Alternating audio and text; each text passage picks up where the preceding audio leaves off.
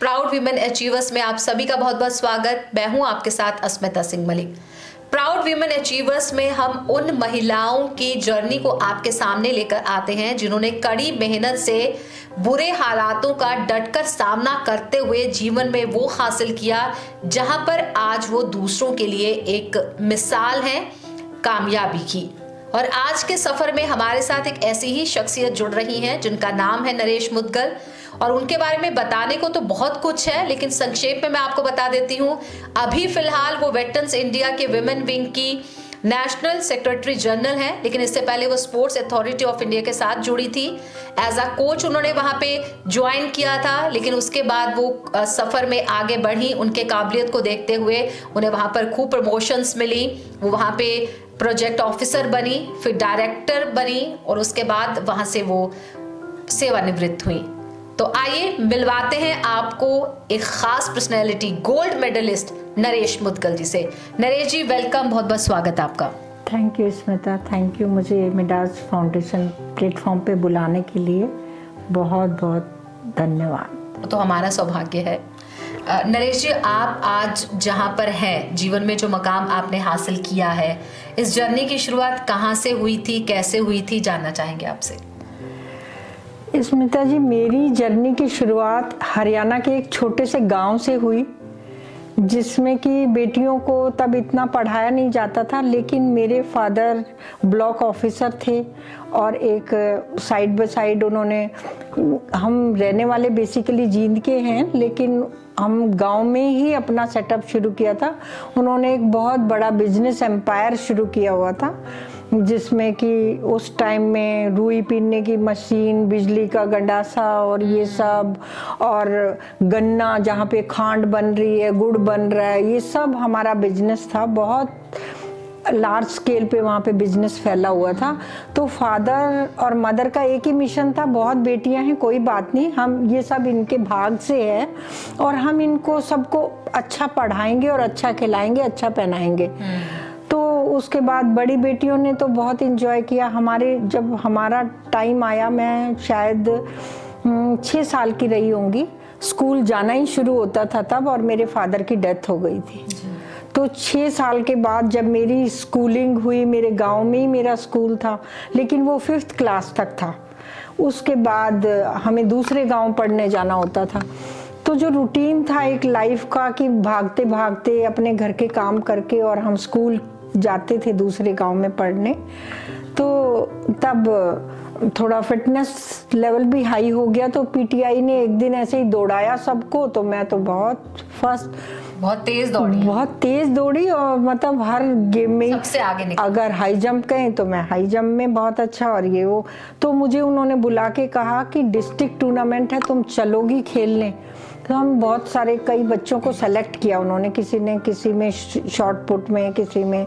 तो हमने कहा ठीक है, लेकिन जब घर आके मम्मी से पूछा हमने, तो मम्मी ने तो कहा कि नहीं, पढ़ाई में ध्यान दो, और फादर है नहीं है हमारे सर पे, तो तुम खेलने वेलने कहीं नहीं जाओगी। और लेकिन मुझे था कि मैंने पीटीआई से कमिटमेंट कर दिया, हाँ ठीक है, सुबह मैं बस स्टॉप पे आ जाऊंगी मम्मी से पूछ के। और फिर मैं नहीं जा पा रही थी। तो मेरी बड़ी सिस्टर और हम दोनों पहले बचपन में बहुत, आज से मेरी उम्र 62 साल की होगी, 62 साल पहले 2-2 बहनें एक खाट पे सो जाती थी। तो हम सोए हुए थे। आजकल के बच्चों को तो एक रूम चाहिए सेपरेटली, और मेरा बेड और मेरा ये, तब ऐसा कुछ नहीं होता था। तो मेरी सिस्टर ने धीरे से, अच्छी बॉन्डिंग थी उनके साथ, मेरी सिस्टर ने धीरे से कहा कि मेरे पास 5 रुपीज हैं और तू लेके चली जा, बाद में मैं बिब्बी को मना लूंगी। हम मम्मी को बिब्बी कहते थे जी। तो मैं चली गई, और वहां जाके तो जैसे ही देखा हमने कि वहाँ तो शहर के बच्चे, कोई शॉर्ट्स में है, कोई स्पाइक्स पहने हुए है, और हम छोटे से 6th क्लास में सलवार चुन्नी पहना हुआ, और गले में मतलब भाई कि अपनी चुन्नी लेके जैसे ही दौड़ने लगे। जब वहाँ दौड़ शुरू हुई तो उनका तो हाफ भी नहीं हुआ और मेरी तो फिनिश भी हो गई।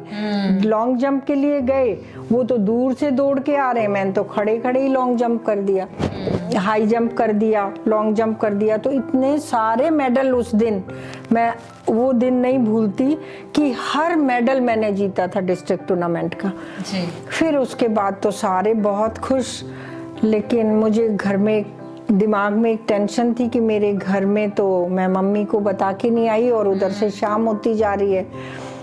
तो अब यानी मेडल्स जीतने की खुशी के सामने मम्मी के सामने जाने का डर थोड़ा ज्यादा हो गया था। ज्यादा। फिर कैसे फेस किया आपने? मतलब मुझे ये था कि मुझे कोई प्राइज ना दे और मुझे फटाफट से अब मुझे वापस घर भेज दे, लेकिन मेरे पीटीआई ने कहा नहीं, डीसी की वाइफ आएंगी और वो प्राइज डिस्ट्रीब्यूशन होगा और तभी हम, लेकिन मेरा क्या, वहाँ अनाउंस करें और मुझे मेडल पहनाएं मैं और प्राइज दें, मैं वहाँ रखूं, तब दूसरा नाम आ जाए।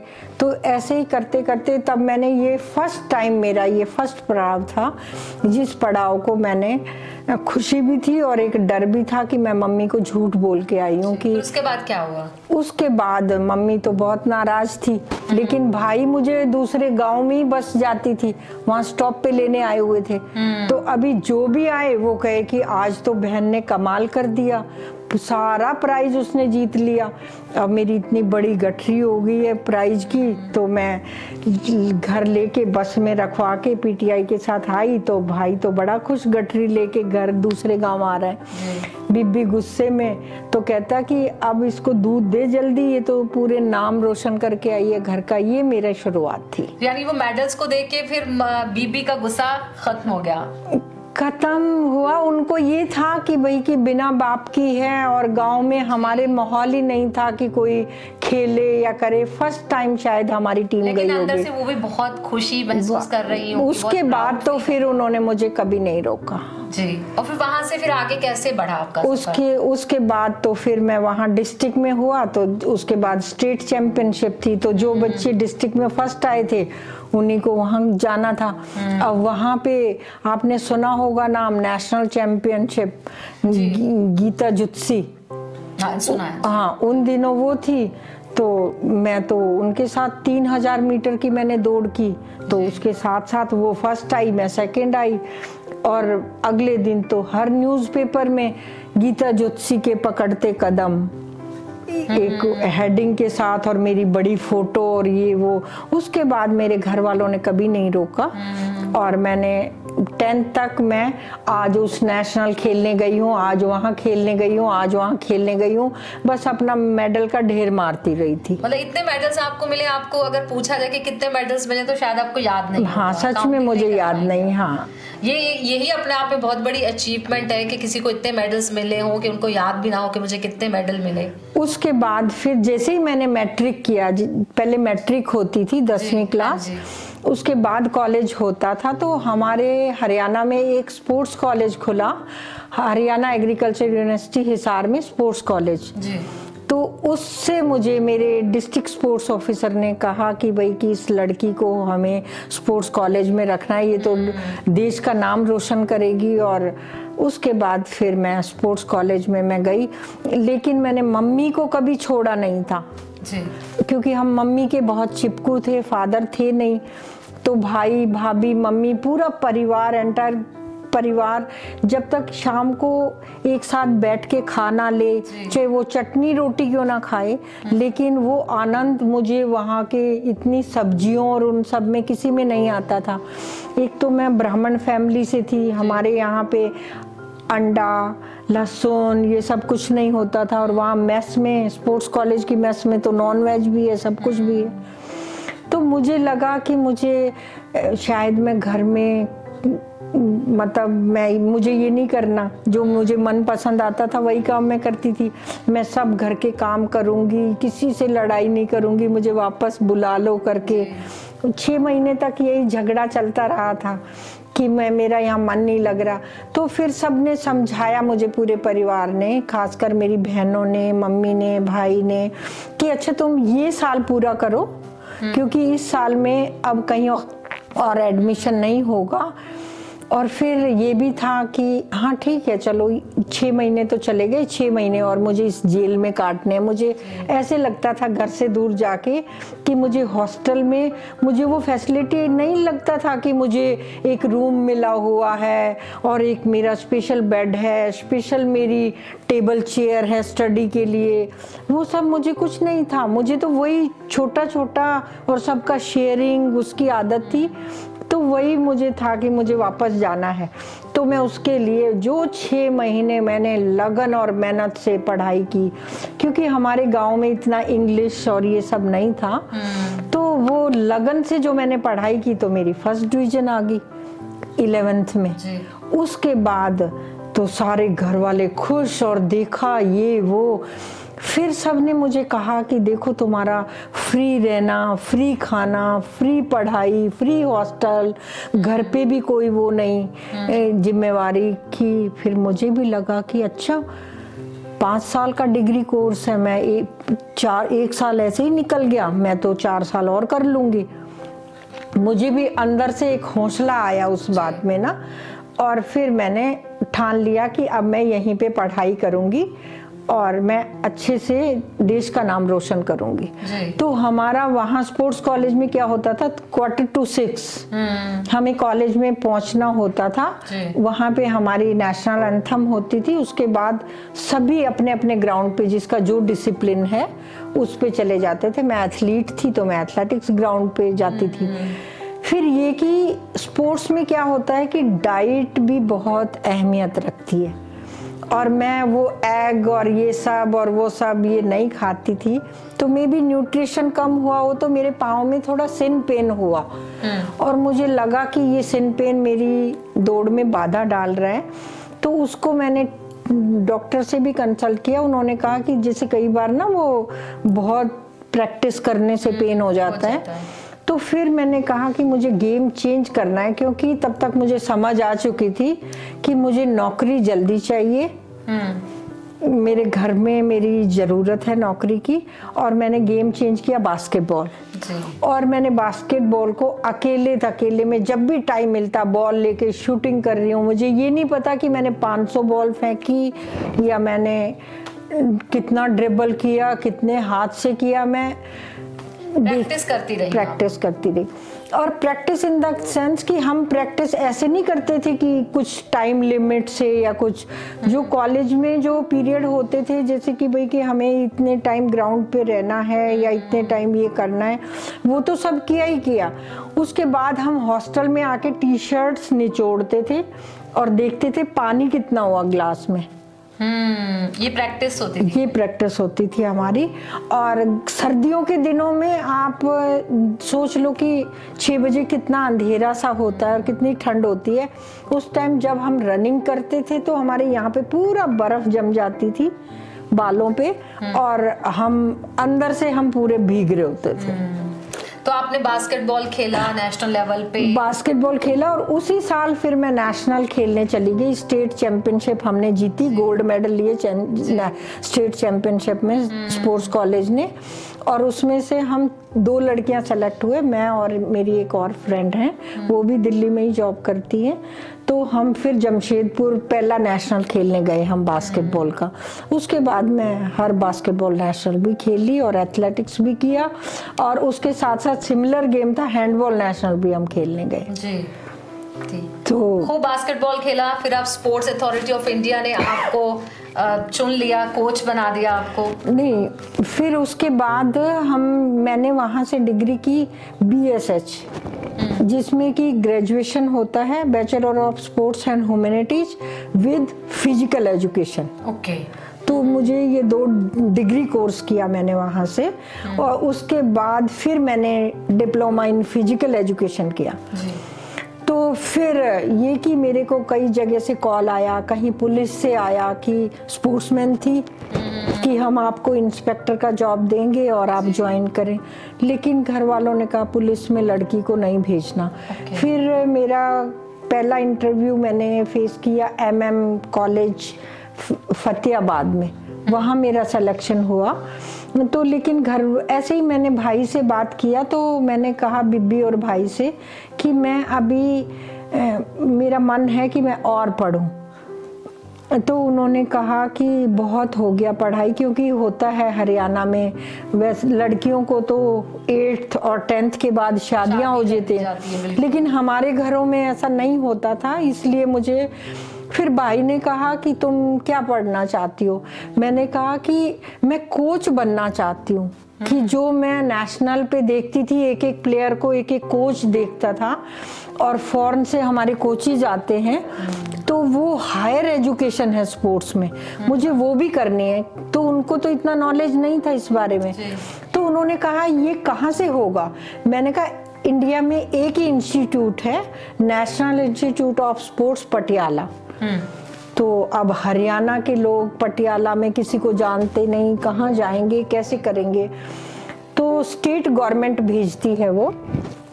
तो मैंने स्टेट गवर्नमेंट को अप्लाई किया और उन्होंने मुझे नेशनल के लिए स्कॉलरशिप देते हैं वो, कि जितने बच्चे अगर वहाँ सेलेक्ट हो जाते हैं उनको स्टेट गवर्नमेंट स्कॉलरशिप देती है, और वो अपना पूरा उनका बियर करती है। तो मेरा भाई और हम वहाँ पे गए। तो वहाँ पे 3 तरह का एग्ज़ाम होता है। एक होता है रिटन टेस्ट, एक होता है फिजिकल टेस्ट, और एक होता है वर्बल, कि वो इंटरव्यू लेते हैं। तो मैंने तीनों में बहुत अच्छा किया, बहुत एक्सीलेंसी किया। और जब भाई ने रिजल्ट देखा तो वो तो बहुत ही खुश कि हमारा यहाँ पे एडमिशन हो गया, क्योंकि पूरे हिंदुस्तान का क्राउड आता था वहाँ पे, और हर गेम के लिए 5-5 प्लेयर लिए जाते थे तब, और उसमें सेलेक्ट होना मेरे लिए तो बहुत बड़ी बात थी। तो उसके बाद मैंने अपना बैग उठाया पटियाला के लिए, और 1 साल मैं पटियाला में रही, 5 साल मैं स्पोर्ट्स कॉलेज हिसार में रही, और ऐसे मेरा सफ़र वहाँ से हुआ। लेकिन उसी बीच जैसे ही मैं 82-83 के बैच में NIS के लिए गई, यहाँ पे 82 चैंपियनशिप थी, एशियाड 82। ओके, हाँ। उसके लिए हम सेलेक्ट हो गए, प्री एशियन गेम के लिए। तो वहाँ से फिर हम यहाँ प्री एशियन खेलने आई, एशियाड 82 का। तो मुझे लगा कि मैंने तो ऐसा होटल पहली बार देखा था, क्योंकि वो एशियाड 82 के लिए बना था अशोका यात्री निवास, और उसमें पूरा रेड कारपेटिंग बहुत सुंदर, क्योंकि सभी बाहर से टीमों ने आना था। तो मुझे याद है मैंने वहाँ से बिब्बी को लेटर भी लिखा था कि आज मैं इतने सुंदर महल में रुकी हुई हूँ। तो ये सब मेरा सफ़र था। और वहाँ जब हमने एशियाड में भी अच्छा किया और स्टडी में भी अच्छा किया, तो जिन्होंने एशियाड 82 प्री एशियन खेला, वहीं से हम लोगों के जॉब के लिए फॉर्म भरवा लिए गए, और हमने वहीं से फॉर्म भरा। 30th को मुझे डिप्लोमा मिला, 16th को मुझे इंटरव्यू फेस करना पड़ा, तो मुझे घर रहने का मौका ही नहीं मिला। इंटरव्यू देके फिर मेरा पोस्टिंग हुआ दिल्ली से बाहर। तब तक मेरे घर वालों ने, मेरा ये था कि दिल्ली में कहाँ रहेगी। मेरा दिल्ली में नौकरी 2-3 जगह मैंने अप्लाई किया, इंटरव्यू देके सभी जगह हो गया। और मैंने एक पहले बैंक में किया एज ए प्रोबेशनरी ऑफिसर। फिर मैंने, जब मेरा एंगेजमेंट हो गया दिल्ली में, मेरे रिलेशन में ही हुआ था। पहले ऐसे ही होता था कि फैमिली में एक दूसरे के बच्चों को जानते हैं, तो ये मेरे फैमिली के रिलेशन में ही थे। मेरी एंगेजमेंट होगी, इन्होंने कंडीशन लगा दी कि मुझे जो टीचर से जॉब करना है। फिर मैंने वो बैंक का जॉब छोड़ा और मैंने एक ज्ञान भारती स्कूल में जॉब किया। लेकिन तब तक मेरा इंटरव्यू का रिजल्ट भी आ गया था, और मेरा पोस्टिंग मैंने लिख के दिया हुआ था कि मुझे दिल्ली में ही मैं सुटेबल रहेगा, क्योंकि मेरी मैरिज भी हुई है। तो मुझे जब दिल्ली में प्लेस हो तो मुझे बताना। और मैं प्लेयर अच्छी थी, नेशनल प्लेयर थी, तो इसलिए जब जैसे ही वैकेंसी हुआ उन्होंने मुझे दोबारा अप्रोच किया, और मुझे घर और नौकरी मुझे दोनों इंडिया गेट पे मिले जी। और मेरा सौभाग्य था। जो बच्ची कभी सोचती होगी कि दिल्ली कैसा होता है, या फिर मतलब भाई कि उसको इंडिया गेट पे और बिल्कुल राष्ट्रपति भवन के सामने रहने को जगह मिले और नौकरी मिले, उसके लिए तो बहुत ही प्राउड की बात थी। तो मैं अपने 27 साल मैंने इंडिया गेट पे काटे। नरेश जी, आपका अचीवमेंट्स का कारवां तो बहुत लंबा है। अचीवमेंट के बाद फिर अचीवमेंट, फिर एक और अचीवमेंट। इसी बीच आपके सफर में आप स्पोर्ट्स अथॉरिटी ऑफ इंडिया के साथ भी जुड़ी रही काफी साल तक। वो सफर कैसा रहा आपका? देखो, 36 इयर्स में स्पोर्ट्स अथॉरिटी ऑफ इंडिया के साथ मैंने काम किया, लेकिन मुझे कभी लगा नहीं कि मैं किसी ऑफिस में काम कर रही हूँ या मैं अपने घर में काम कर रही हूँ। मुझे ऐसा एटमॉस्फेयर मिला, क्योंकि मुझे अगर जिस प्लेटफॉर्म पे मुझे काम करना है, फिर मैं उस धुन में ही काम करती हूँ। अगर मुझे ये काम करना है, मुझे ये अरेंजमेंट करना है, ये टीम ट्रेन करना है या ये ऑफिस करना है, तो करना ही है। जैसे मैंने एज ए कोच ज्वाइन किया, उसके बाद मैं बहुत जल्दी नेशनल कोच बनी, और फिर पहली एशियन चैम्पियनशिप मेरी मलेशिया में थी। उसके बाद सबसे अच्छा लास्ट जो एज ए नेशनल कोच मेरा वो रहा एक्सपीरियंस, जब हम यूरोप गए थे वर्ल्ड स्कूल चैंपियनशिप के लिए साइप्रस में। तो वहाँ से जब हम वो ट्रॉफी और 18 मेडल्स लेके आए थे एज ए साइप्रस से, जब हम फेयर अवार्ड लेके आए थे, तो हमने देखा जैसे ही हम इंडिया में आए, एयरपोर्ट पे हमारी पूरा एयरपोर्ट पे हमें ही घूम घूम के देख रहे थे सब लोग।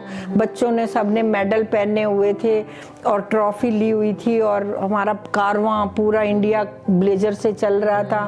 तो पहली बात तो एक इंडिया ब्लेजर की पहनने की एक अलग ही रुतबा, अलग ही शान होती है। तो लेकिन सभी कि आप ये मेडल जीत के आए हो, आप ये ट्रॉफी जीत के आए हो, तो वो एक बहुत ही अच्छा लम्हा था हमारी अचीवमेंट का। उसके बाद से फिर मैं 2013 में हम ये जीत के आए थे fair award world school championship से। तो उसके बाद से फिर मैं as a project officer sports authority of India में ऑफिस में थी। टीम्स डिवीजन होता है, उसमें होता है जैसे कि हमारा पूरा प्रोजेक्ट का काम होता है। जैसे टीमों, हमारी इंडियन टीमें हैं, उनको बाहर ट्रेंड करना है, इंडिया में ट्रेंड करना है। बहुत, मैं कह रही हूँ कि बहुत बड़ी जिम्मेदारी। और वो जिम्मेदारी ऐसी थी कि हम सैंक्शनिंग अथॉरिटी थे। हमारा काम था कि ईडी से अप्रूवल लेना, डीजी के पास फाइल जाना, वहां से फाइल आते ही हमने अप्रूवल देना होता था।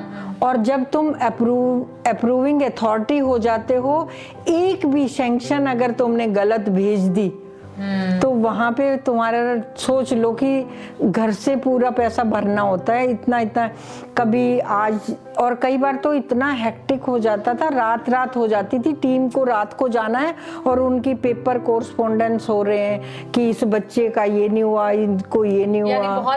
बहुत बड़ी मेहनत आपने की। हाँ, बहुत जिम्मेदारी का काम था। फिर आप डायरेक्टर भी बना दी गई शायद। ये कि हाँ, कि हमारा मतलब हमारा प्रमोशन से होता था कि भाई कि हम डायरेक्टर स्केल से अभी हम रिटायर हुए जी। लेकिन आप उसके बाद भी रुकी नहीं। आपको अभी जैसे आपने बोला कि वेटरन्स इंडिया के साथ जुड़ने का मकसद आपका, आप महिलाओं के लिए कुछ करना चाहती हैं, तो ये महिलाओं के लिए कुछ करने की ये प्रेरणा कहाँ से आई है, किस रीजन से? देखो, ये इस रीजन से है कि जब 2004 में मैं नेशनल कोच थी, तो मैं देखती थी कि वहाँ का फिटनेस लेवल प्लेयर्स का इतना हाई है, ये है वो है। तो हमारे यहाँ पे फिटनेस कोच का डिप्लोमा नहीं है, इवन अभी तक भी नहीं है, स्पोर्ट्स अथॉरिटी ऑफ इंडिया में भी नहीं है। योगा है, सब कुछ है, लेकिन वहाँ पे क्या होता है, फिर मुझे इंडिया गवर्नमेंट ने यूरोप भेजा इस कोचिंग डिप्लोमे के लिए। ये 90 डेज का डिप्लोमा था। तो उसके बाद मैंने सोचा कि ये मैं इंडिया में जरूर इम्प्लीमेंट करूंगी। तो पहले मैंने सोचा था कि मैं बहुत बड़ा एक प्रोजेक्ट भी लेके आऊंगी इंडिया के लिए। जैसे हमारे प्लेयर्स एक्सीडेंट हो जाता है, कोई भी हैपनिंग हो जाती है, तो उनको रिवाइव करने में बहुत टाइम लगता है फिजियोथेरेपी वगैरह से।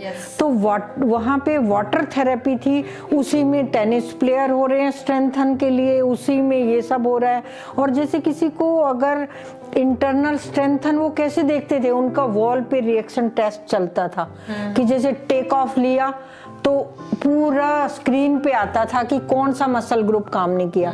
तो ऐसे मुझे था कि ये मैं तो जैसे कि मैं ज़्यादा सोचती थी कि महिलाओं का मैं मसल इंटरनल स्ट्रेंथन उनको कैसे रखना है वो सब मैं बताऊंगी, इसलिए मुझे था कि मैं रिटायरमेंट के बाद केवल और केवल महिलाओं के लिए काम करूंगी। जी, आप में टैलेंट नेचुरल था, मतलब बचपन से आप टैलेंटेड थी जिसकी वजह से, लेकिन उसके बाद कड़ी मेहनत के साथ आपने अपने टैलेंट को और निखारा और आज आप यहाँ तक पहुँची हैं।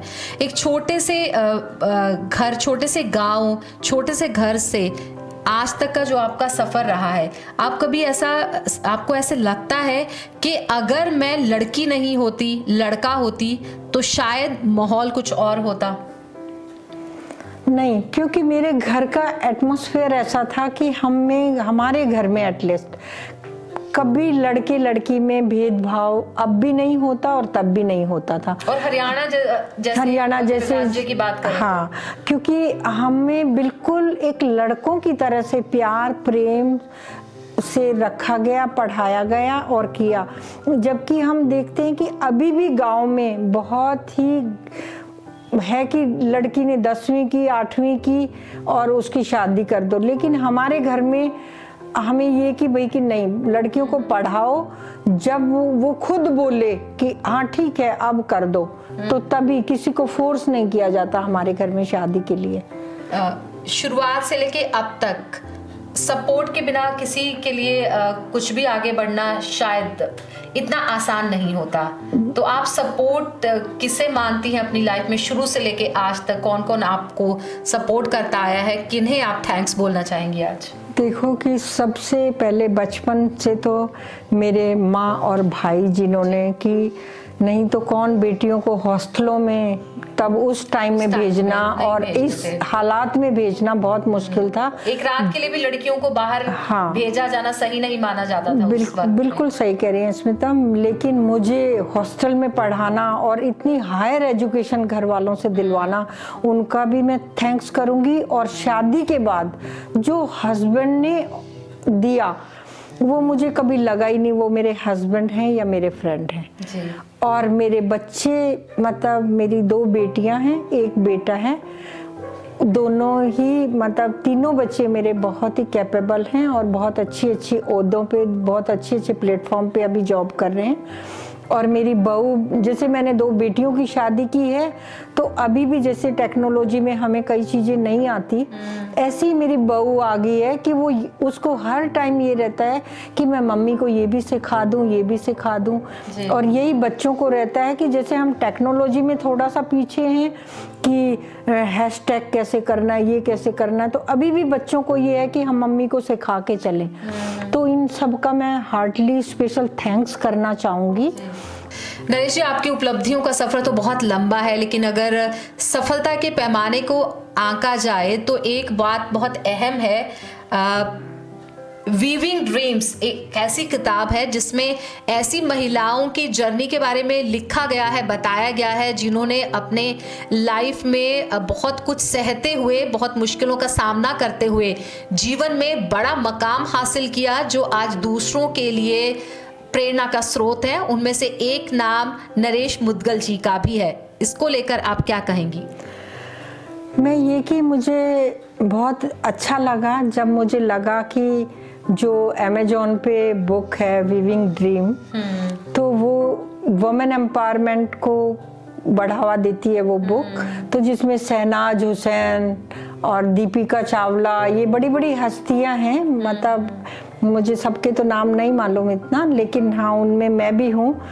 तो लेकिन उस बुक में जब मैं खुद पढ़ती हूँ अपनी बचपन की स्टोरी, तो मुझे खुद को ही रोना आ जाता है। तो वो एक मार्मिक सी स्टोरी है कि कैसे एक गांव से उठ के एक बच्ची, जिसने कभी आंगन में लेट के देखा कि आसमान में तारे चल रहे हैं, कितनी दूर होंगे ये तारे, और फिर पता चला कि वो तारे नहीं, वो जहाज चलते थे, और आज वो लड़की पूरा ग्लोबल घूमती हो, जिसने कभी सपना में नहीं देखा था कि वो दिल्ली के लिए दिल्ली कैसा होता है, कि दिल्ली कोई फॉरेन लगता था उसको। और आज वो इंडिया गेट पे रहती हो, इंडिया गेट पे उसका घर हो, वो भी राष्ट्रपति भवन के सामने और इंडिया गेट के सामने। उसके बाद वर्ल्ड लेवल पे आपने अपनी जर्नीज की हैं, हाँ, घूमी है। तो ये मैं चाहूंगी कि वो गांव की बच्चियां कभी अपने आप को कमजोर ना समझें जो एक गांव में रहती हैं।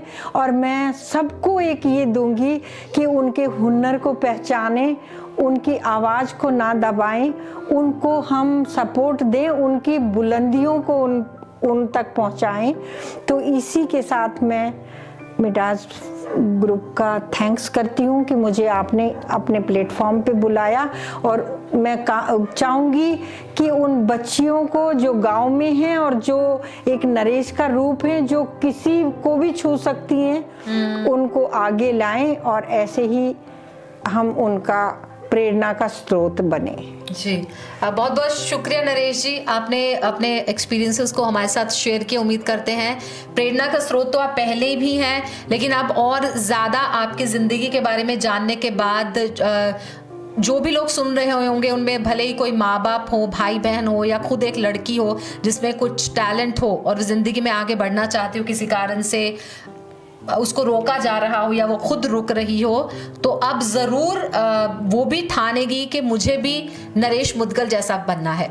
बहुत बहुत शुक्रिया आपका। Thank you Smita, thank you very much. इन्हीं शब्दों के साथ मैं ग्लोबल मिडाज ग्रुप का वीर इंद्रप्रीत सिंह जी का मैं तहे दिल से शुक्रिया अदा करती हूँ कि जो ये बीड़ा उठाया है उन्होंने कि हम लोगों को इस प्लेटफॉर्म पे लाके, ताकि वो और बहनों को और लड़कियों को और बच्चियों को प्रोत्साहित कर सकें। उन सब के लिए मैं उनका तहे दिल से शुक्रिया अदा करती हूँ।